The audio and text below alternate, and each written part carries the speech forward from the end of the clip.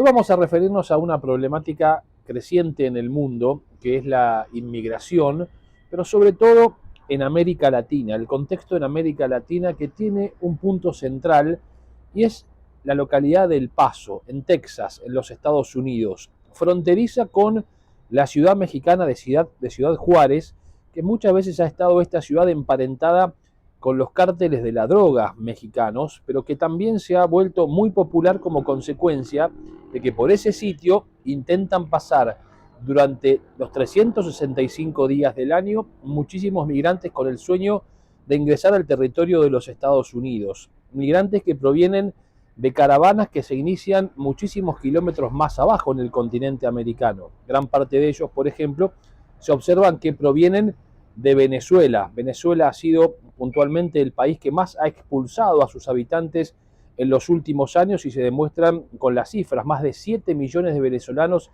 han salido de su territorio, la gran mayoría ha ido a Colombia, pero muchos otros intentan llegar hasta México para después poder pasar a los Estados Unidos. No son los únicos, los hay de Centroamérica, muchísimos, y también de continentes como el continente africano, que llegan a América para que la idea de poder ingresar a los Estados Unidos sea una realidad. Nosotros vamos a transitar en este informe algunos aspectos vinculados a la realidad en este momento de El Paso, allí en Texas. Por eso conversamos con Lina Ortega, que es legisladora del Estado, legisladora de Texas, puntualmente ella es de El Paso, es del Partido Demócrata en un Estado gobernado por el Partido Republicano.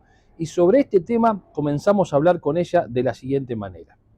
After the repeal of Title 42. We, in our community, we are still in crisis mode because we still have an overwhelming number of migrants seeking asylum through our border.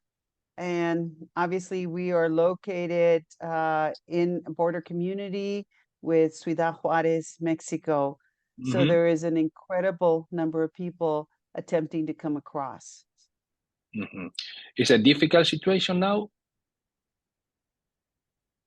The numbers at times have gone down, but they have still, we have months.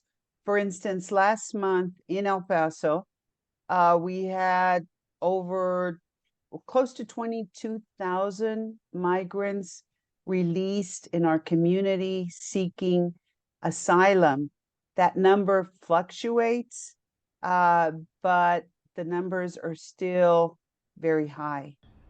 Tan solo en lo que va de este 2023, la patrulla fronteriza del Paso, la frontera entre los Estados Unidos y México, allí en Texas, en el estado de Texas, ha reportado 186 muertes. Han encontrado 186 personas que murieron en el intento de poder pasar a la frontera. Con Lina Ortega, entre otras cosas, lo que hablamos es de la importancia del tema migrante, por ejemplo, en las campañas políticas de los Estados Unidos que ya se están iniciando con vistas a las elecciones del 2024.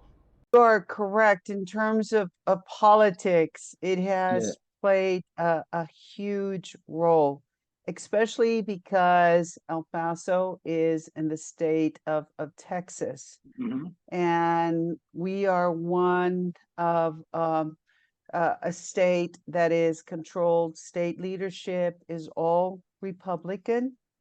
At the helm is Governor Greg Abbott and various Republican leaders.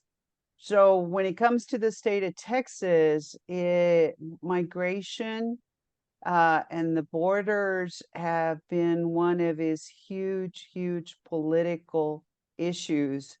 As a state representative, we had to deal with it on this most recent legislative session. There was attempts to change laws in order to allow more state enforcement when it comes to immigration. In the United States, immigration is an issue for the federal government. So it is something that our president deals with. and it's not normal for a state to try to have more power when it comes to immigration laws. Voy a compartir con ustedes una reciente expresión del alcalde de Nueva York, Eric Adams, a propósito de la situación de la inmigración que llega a la ciudad de Nueva York proveniente de distritos gobernados por el Partido Republicano, entre ellos el Estado de Texas. Miren lo que decía Eric Adams. Support. And let me tell you something, New Yorkers. Never in my life have I had a problem that I did not see an ending to. I don't see an ending to this. I don't see an ending to this. This issue will destroy New York City. Destroy New York City. We're getting 10,000 migrants a month. Le preguntamos a Lina Ortega a propósito de las declaraciones del alcalde de Nueva York, que es del Partido Demócrata, igual que ella, a propósito de esta situación. Y esta es la mirada desde Texas, uno de los estados que más migrantes envía a la ciudad de Nueva York. New York Mayor Eric Adams has criticized Biden administration for its lack of support of immigrants. How is the experience in Texas about it? On the state side, there is very little support for immigrants. Again, going back to the Republicans use it as one of their key issues when you talk about politics. That's something that they use to excite their base, to get support from their base. So it's a big issue. In our community, that's very different. We are a strong democratic community, and we welcome immigrants. We do what we can to help them. And so there's a big difference between certain parts of the state. And obviously I'm in a city that is tries to do what we can to help the situation, to help the flight of immigrants who are fleeing for various reasons, persecution, lack of jobs. So we treat them differently. But as a whole, the state of Texas and Republican leadership believes that we should stop immigrants from coming into the United States. Los que viven en la frontera entre Estados Unidos y México tienen muchas historias para contar. Algunas de ellas son realmente muy particulares. Lo hablamos con Lina Ortega, porque también como habitante de allí, pero además como legisladora que ya lleva varios mandatos al frente de su banca, ha tenido que vivir diversas historias y ella las cuenta así. Tell me your experience about how is life on the border with Mexico. Well, we actually consider our Ciudad Juárez, Chihuahua, Mexico, Mexico. We consider them our sister city. And I guess one of the things about a border community in the U.S. is we have many people in our community that have relatives in Ciudad Juárez. We have many people that cross on a daily basis back and forth from the U.S. to Mexico, vice versa, from Mexico into the United States. So we embrace them. And so life in our community, I would say, is very different than other places in the United States. So it's a part of our culture.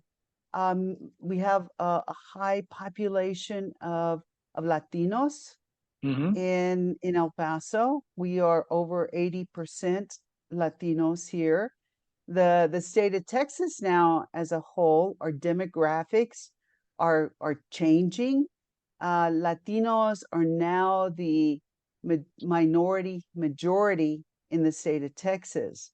So I suspect in future years, politics may be very different. Un tema para reflexionar, para seguir muy de cerca, para estar muy atentos, porque la primera pregunta que debemos hacernos es ¿qué impulsa a una persona a abandonar su tierra, a abandonar su patria en la búsqueda de sueños mejores, de realizar una vida muy distinta, muy diferente, además asumiendo enormes riesgos, como los riesgos, por ejemplo, de cruzar la selva colombiana para ingresar a Panamá, lo que se conoce como el tapón del Darién, una selva absolutamente peligrosa que incluso las familias con niños muy pequeños intentan cruzarlas para llegar a su objetivo final, que es alcanzar los Estados Unidos.